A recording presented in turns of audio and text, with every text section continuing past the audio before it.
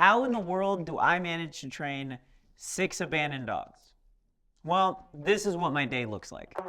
What if we trained them?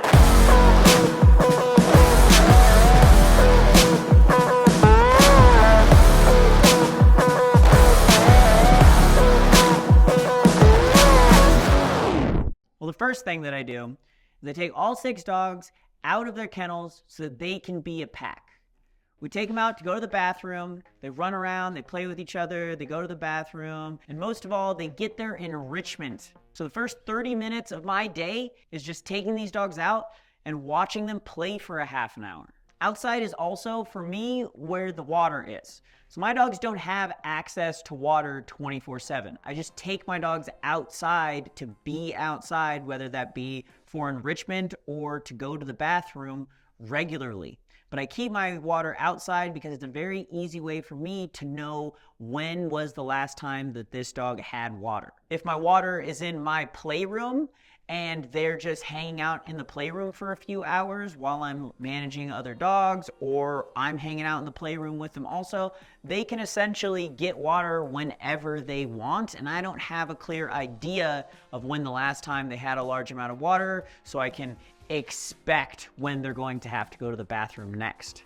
If my water's outside, I know the last time that dog was outside was the last time they probably had water, and I also just pay attention to when they're drinking the water out there as well. But that is something that's extremely underrated in my opinion, is managing water. So my dogs had their final meal before they went to bed last night. So when I take them out, I know that their first priority is going to be to go to the bathroom, especially since I also know that they are being prepared to play for the next hour or so. So they're going to empty out all of their bowels so that they're nice and fit and ready to play.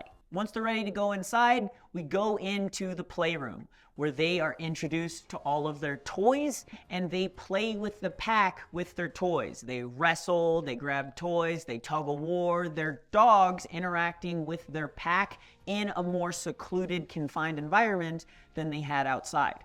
Some dogs need breaks to where they play for a little bit and then they need to be separated.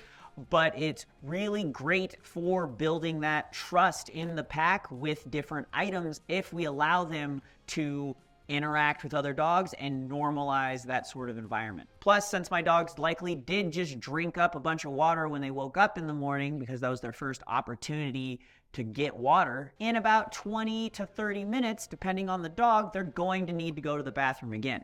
So my dogs spend about 30 minutes outside playing, then they spend 20 to 30 minutes inside playing, and then it's right back outside for another 20 to 30 minutes of playtime. So yes, my first hour to hour and a half in the morning is just managing my dog's socialization, enrichment, and their bowels. Because that's really what potty training is. It's creating a no-fail environment for your dog based on you managing their food and water intake. But then once morning enrichment is over, it's time to separate and isolate the dogs so that we can do training. The dogs that we're going to be focusing on that evening are going to be fed and put in their kennels, and the dogs that we're going to be focusing on that morning are going to be isolated in various different parts of the house that we create no-fail environments for, which teaches them how to act appropriately in a house alone, and is our way of being proactive about separation anxiety, especially since we are managing a full pack in our program, and sometimes packs can start to develop separation anxiety when they are apart from each other. So while our dogs are a pack and they do spend multiple hours a day together, we do actively separate them so they're used to being separated from their pack. But once we do separate them, we do our isolated day training, which is about a 40-minute sequence that's going to be listed on screen now. This training sequence, along with our morning enrichment, consists of about 80% of the training that we need to do for that day, with that last 20% being what we would label as public training. And what we do in our public training varies wildly depending on what the dog's needs are. Public training could look like desensitization for reactivity on a long lead in the park, or it can look like taking a dog out to a public square or restaurant and teaching a dog how to succeed in that environment.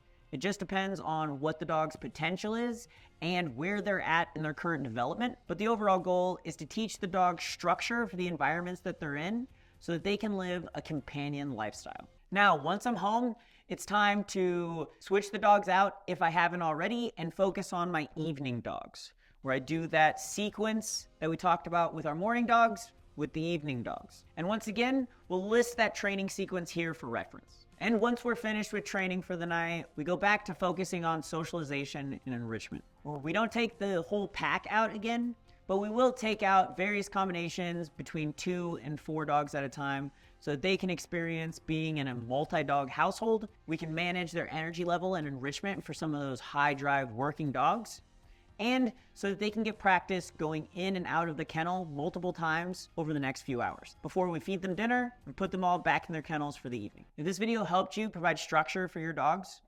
or if you'd like to support the training of abandoned dogs, then consider liking, sharing, and subscribing to this video.